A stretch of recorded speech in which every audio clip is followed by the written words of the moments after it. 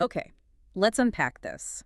Welcome to the deep dive, where we take your source material and find the fascinating insights hidden within. Think of it as your personal guide to understanding a complex topic quickly and thoroughly. Today, we're doing a deep dive based on excerpts you shared from the novelization of Star Trek Generations. We've got pages covering quite a range, moments from characters' retirements, encounters with strange phenomena, really tough personal tragedies, and even these journeys through time and reality. Indeed. And the sources give us this really rich narrative thread, primarily focusing on, well, two absolute legends, Captains James T. Kirk and Jean-Luc Picard. We see them both grappling with the twilight of their careers, facing existential threats, both personal and, universal. Our mission today is really to explore the key events, the character arcs, and the underlying themes that pop up in these excerpts. Right. So buckle up, because we're diving into what happens when heroes grapple with time, loss, and the surprising places they find meaning. Our journey kicks off right after the Enterprise A is decommissioned. We find Captain Kirk in early retirement. And reading these sources, it's pretty clear he's not handling it well. Absolutely not. The text flat out describes him feeling just out of a job. Yeah. You see this tension right away in that conversation he has with Carol Marcus. He's suggesting, maybe they settle down, spend time together. Yeah, especially after her near-death thing. But Carol, she knows him, right? She sees that restlessness. Totally. She's got this huge plan to rebuild the Themis research station, and he's talking about taking it easy. She kind of reminds him gently how many times he's risked everything and how she couldn't keep him grounded. That's such a telling dynamic, and she even offers him a job, right, at Marcus Labs. Yeah, mentioning plenty of travel, diplomacy. It's almost like she's saying, look, I know you can't sit still. Maybe this will work. It just highlights how tied up his identity is with Starfleet. And what happens when that anchor's just gone? Even the farewell gifts from Spock and McCoy, they really hit that note, don't they? Oh, definitely. Spock, being Spock, gives him a brass sextant, practical. And Kirk's response, that little, to help me find my way, feels so loaded. Like, find his way where, exactly. Right. And McCoy gives him Soran brandy, something to remember by. Drink it and remember me, he says, and the source mentions this quaver in his voice. Oof, you can feel the weight of time in that scene. Kirk looks at McCoy and has that thought, my God, he is old, and so am I. And McCoy voices it too, that somber, it isn't really ending, is it? Which is such a contrast to Kirk's old line, that defiant, I've always known he'll die alone. Now he's actually facing that possibility, that isolation. So his immediate reaction to feeling unanchored, eager for excitement is, what? Orbital skydiving. Exactly, with Chekhov and Scott. It's a perfect picture of his restlessness, especially compared to Scott, who the source says has settled into a comfortable family life. And even that jump doesn't quite work out perfectly. He lands, what, several meters away? 35 meters, according to Chekhov. Who points it out? Very Spock-like. And Kirk's dry, thanks for pointing that out. Yeah. You see, that old crew dynamic is still there, even if the mission isn't. But that feeling of being adrift, it just gets worse when he goes to the Enterprise B christening, doesn't it? Oh, absolutely. He feels completely out of place just observing his current pointless existence. Spock's away, McCoy's busy. He feels alone for the first time, really alone. It's quite a heavy moment, kind of lost in all the press conference chaos. But then there's that little spark, right? Demora Sulu. Hikaru Sulu's daughter, yeah. Yeah. Taking the helm. And Chekhov's line, it wouldn't be the Enterprise without a Sulu at the helm. And the little look between him and Scott, maybe hinting that Kirk seeing that legacy continue might, I don't know, pull him back a bit. Possibly. But any personal reflection gets completely sidelined by the main event. The brand new Enterprise B runs smack into that energy ribbon.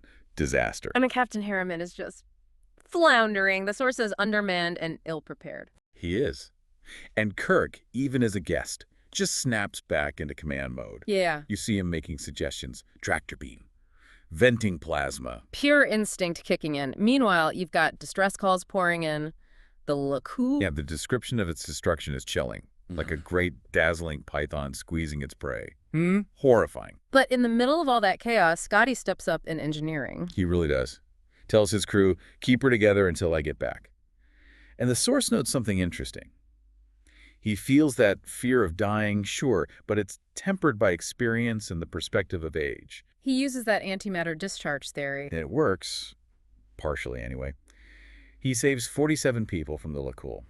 47 out of 150. Which is incredible, but Kirk sees the cost on Scott's face immediately. that haggard, defeated look. Yeah, a look he dreaded seeing. But what's fascinating is we get a glimpse inside the ribbon through Tolian Soran's eyes from the Lakul. Right, he gets pulled into the Nexus. And it's perfect. His wedding night, Mm-hmm. this was Talal, he thinks. He's with his lost love, Leandra.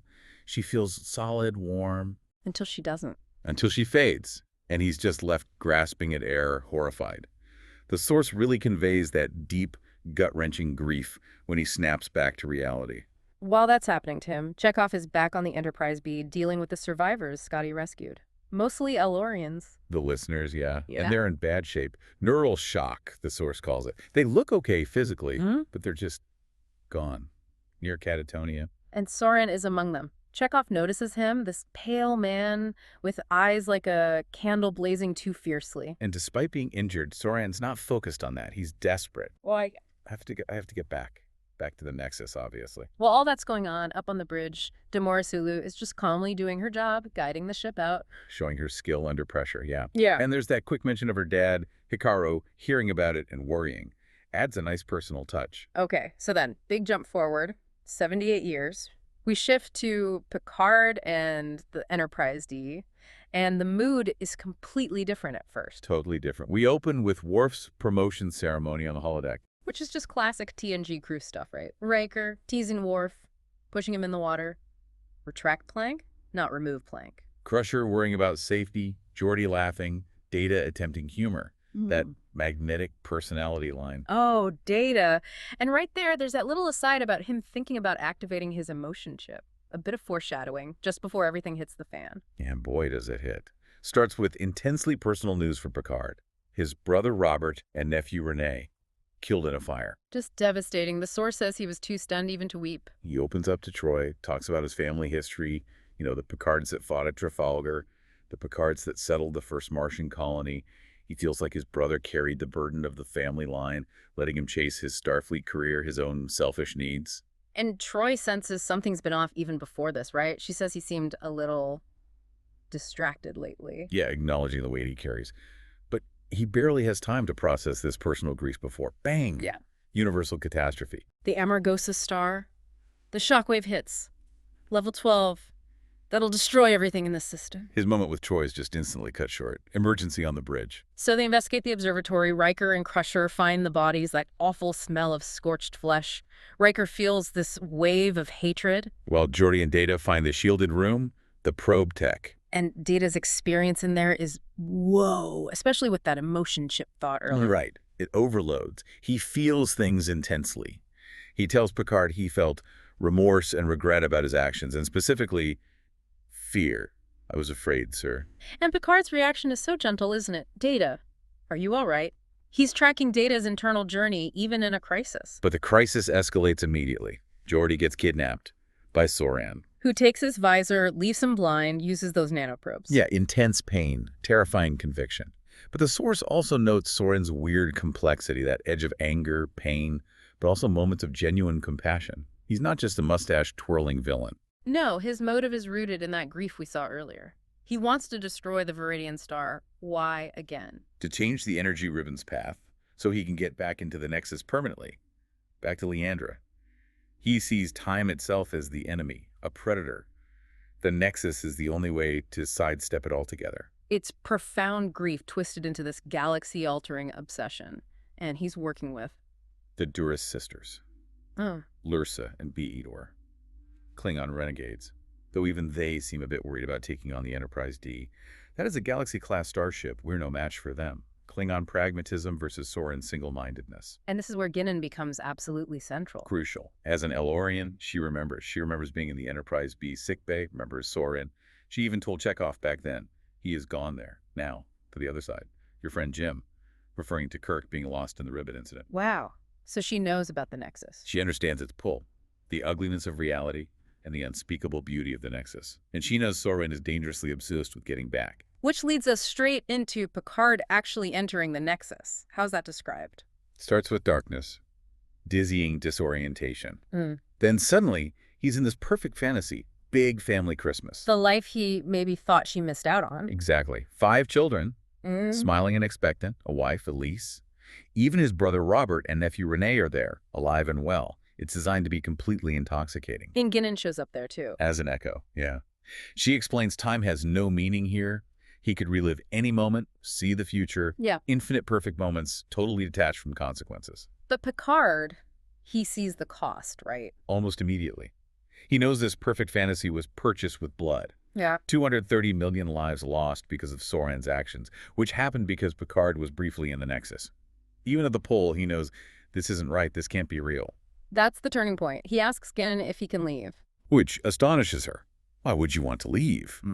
But he chooses reality, responsibility, loss over the perfect illusion. And he knows exactly when and where he needs to go back to. Viridian III, before Soran destroys the star. And who does he find already there in the Nexus? James T. Kirk, experiencing his own past moments. Meeting Antonia, telling her he was going back to Starfleet. Idyllic scenes, hawk circling overhead. Is Kirk enjoying it? Initially, yeah. The source says he's been a few other 1,000 or so places since then. I've gotten used to it. But he hits the same wall Picard did. He realizes it's not real. Nothing here is. Nothing here matters. That's where he uses that orbital skydiving analogy, right? Exactly. Exciting for a few minutes, but in the end, you haven't really done anything. You haven't made a difference. That's the core realization for him. It's empty. So when Picard finds him and explains about Soran... Kirk's initially resistant. A bit prickly. That whole I was out saving the galaxy and your grandfather was still in diapers line. Classic Kirk ego, maybe. Huh. Maybe, but what changes his mind? Picard tells him about the Enterprise D crew, how they died in the shockwave in Picard's original timeline. That loss, combined with Kirk's own realization that history considers me dead anyway in the real universe, it clicks for him. Meaning isn't in the Nexus playground. It's in action, in reality. So he agrees to help. How can I argue with the captain of the Enterprise? Love that. So they choose to leave the Nexus together, emerging back onto Viridian III, just before the critical moment. And Kirk immediately feels the difference. This feels solid. Such a simple line, but it says everything about choosing reality, warts and all. Okay, final showdown time. They find Soran, prepping the probe. Kirk does his thing, creates a distraction, like a good-natured annoyance, masking his real intent while Picard races to disable the launcher, fighting force fields, reprogramming. But Soran spots them. Picard shoots him. Kirk jumps in. There's a physical struggle on that scaffolding. And the outcome. Soran goes down, fell into the abyss. But Kirk, he's caught in the collapse, buried beneath the resulting avalanche. Oh, man. Picard finds him. Yeah. Motionless beneath a large rock, his face pale. Picard tries to clear the debris, wants to give him a hero's burial. Kirk's last words. Did we do it? Did we make a difference? Everything his journey's been about since retirement, right? Absolutely. And Picard assures him, oh, yes, we made a difference. Kirk's final moment is just described as, oh my, then gone. Like he saw something incredible at the very end. Wow. Okay, but the source then jumps back to show us what happened to the Enterprise D crew in Picard's original timeline, right?